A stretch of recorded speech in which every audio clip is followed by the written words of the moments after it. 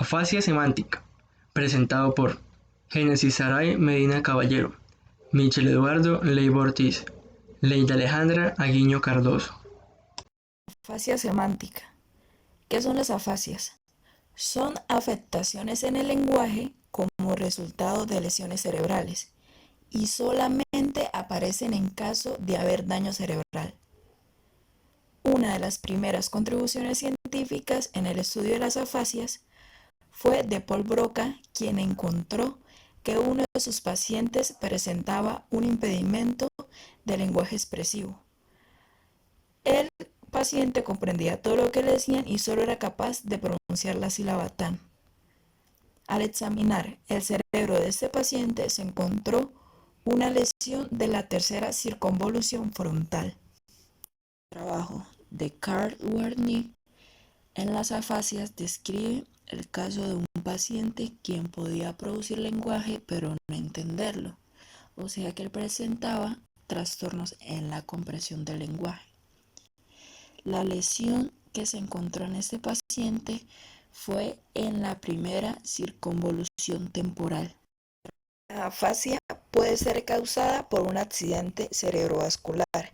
Esa es una de las causas más frecuentes de afasia. También por un traumatismo craneoencefálico que generalmente son provocados por un accidente. También por tumores del sistema nervioso o enfermedades degenerativas como la enfermedad de Alzheimer o la enfermedad de Parkinson. Las afasias se clasifican según la escuela de Luria, que son 4 tipos de afasias posteriores y 3 anteriores.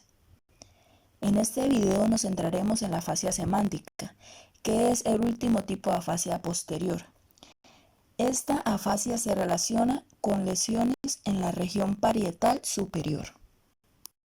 En el caso de la afasia semántica, la estructura acústica del discurso se encuentra intacta, es decir, que los niveles clásicos del lenguaje expresivo, prosodia, repetición, lectura y escritura se conservan, aunque con tendencia al olvido de palabras. Los pacientes con este tipo de afasia presentan alteraciones lingüísticas en el sentido que no acceden a estructuras lógico-gramaticales complejas en el lenguaje oral y escrito. Por ejemplo, al manejar relaciones temporales, construcciones gramaticales complejas y construcciones comparativas. Esto implica que las dificultades de pacientes con afasia no son solo verbales, sino también se reflejan en la escritura, la lectura, el cálculo y actividades que necesiten de análisis y síntesis espacial simultánea. Gracias a que la estructura acústica del discurso no se ve afectada, esta afasia no se detecta si el evaluador solo aplica pruebas de producción o repetición del lenguaje. Para enriquecer la temática, exponemos un caso clínico que se trata de una paciente femenina de 34 años de edad, diestra, de escolaridad secundaria completa, de profesión oficial de policía. Esta paciente sufrió de un traumatismo cráneoencefálico severo en la región cortical posterior. La presencia del daño cerebral cortical se demuestra a partir de los datos de registro electroencefalográfico, cuya interpretación refiere alteración irritativa crónica temporocentral y parietal bilateral de origen cortical. Según el reporte neurológico, la paciente presenta pérdida del olfato, gusto y presencia de crisis intensas caracterizadas por rigidez generalizadas, las cuales van acompañadas por pérdida de conciencia y control de esfínteres. Como consecuencia del trauma craneoencefálico sufrido, la paciente presenta olvidos frecuentes en cuanto a direcciones, anosmia y dificultades en la orientación, tiempo y lugar. La recepción de información en su nivel primario está conservada.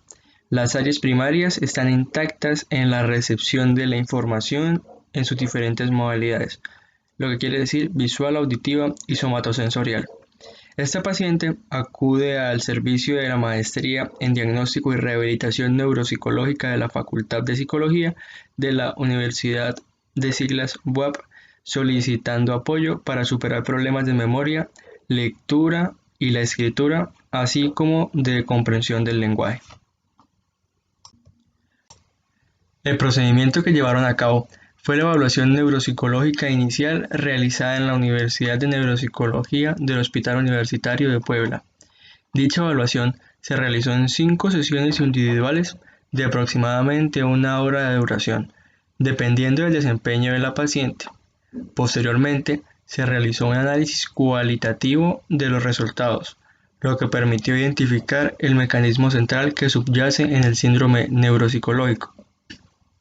Para el análisis cualitativo, se consideró el proceso de ejecución de las tareas por parte de la paciente. Realizado dicho análisis, se procedió a la creación y aplicación del programa rehabilitatorio, el cual fue aplicado en 2 sesiones cada semana durante un plazo de 6 meses con un total de 37 sesiones individuales de 60 minutos de duración. Posterior al programa rehabilitatorio, se realizó una segunda evaluación neuropsicológica, con la que se pudo analizar de manera comparativa el desempeño y ejecución de la paciente, antes y después de la aplicación de dicho programa. Por último, la terapia para superar la afasia semántica se concentra en mejorar la capacidad de un individuo de comunicarse usando el resto de las capacidades de comunicación que tiene el paciente, restaurar las funciones dañadas, siendo en algunos casos imprescindible aprender otros métodos para comunicarse. En el tratamiento de la afasia es indispensable la actuación de un neuropsicólogo para el tratamiento de la memoria, la atención y funciones ejecutivas, también de una logópeda para el tratamiento de la voz, el habla, lenguaje y deglución. Además, colaboran el terapeuta ocupacional, el fisioterapeuta y el psicólogo clínico. La familia también es importante para colaborar con el tratamiento del paciente, ya que sin esta no tendría un ambiente en donde recuperarse.